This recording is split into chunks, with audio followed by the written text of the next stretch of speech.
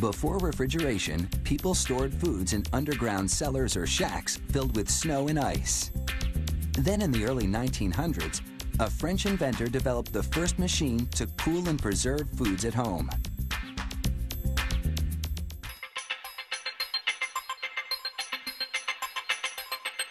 The modern refrigerator comes in countless styles, sizes, and colors. Manufacturing begins with coiled sheets of steel. Just one of these coils produces hundreds of fridge exteriors. The interiors are made from rust-resistant aluminum, lined with an acrylic shell. A shearing machine slices the steel into pieces for the exterior top, back, and sides.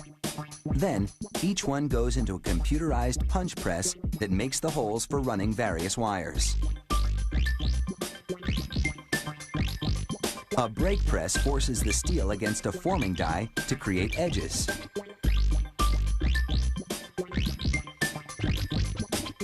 Next, workers place the pieces of the refrigerator's outer shell in an assembly jig which holds them firmly together.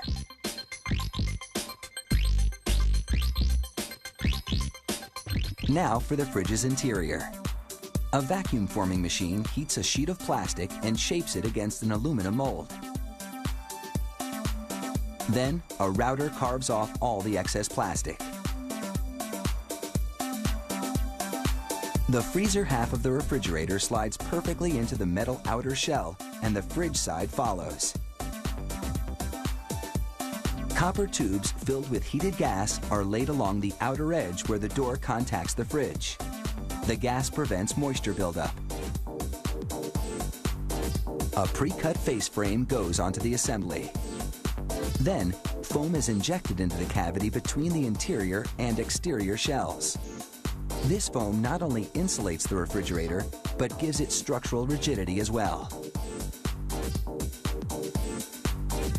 This evaporator plays a key role in keeping things cool. It draws the heat out of the freezer and its contents.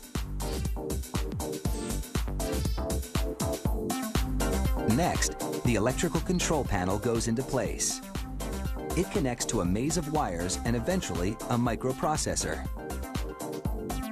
With the freezer side almost complete, the fridge side gets its evaporator. Next comes the refrigerator doors. Two compressors pump fluid and gas through the various tubes inside. This component, called the radiator, dissipates the heat collected from the food.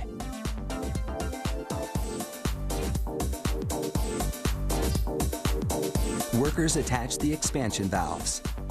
These allow the pressurized liquid coolant to expand into a cold gas that circulates through the refrigerator's tubes. Copper tubes are soldered to the compressor. Later, they'll be filled with refrigerant.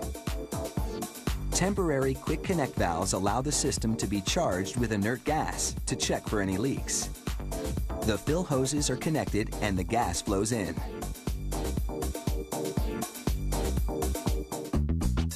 Inspectors use this wand to check the tubes for escaping gas.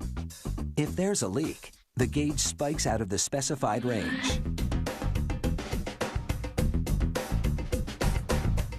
Refrigeration occurs as cold gas in the evaporator coils pulls heat energy from inside the fridge.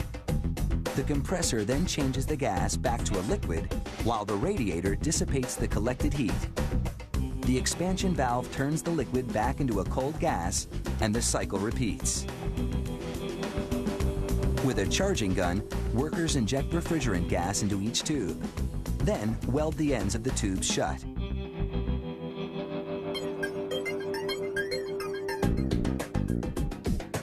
Now for the finishing touches, starting with the refrigerator handles. Drawers for fruits and vegetables slide right in. So do the rest of the pre-made shelves and compartments.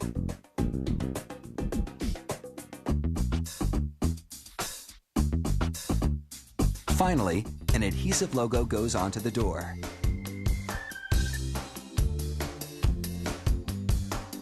Built-in, standalone, double door, or traditional, the refrigerator keeps our food fresh and cool just the way we like it.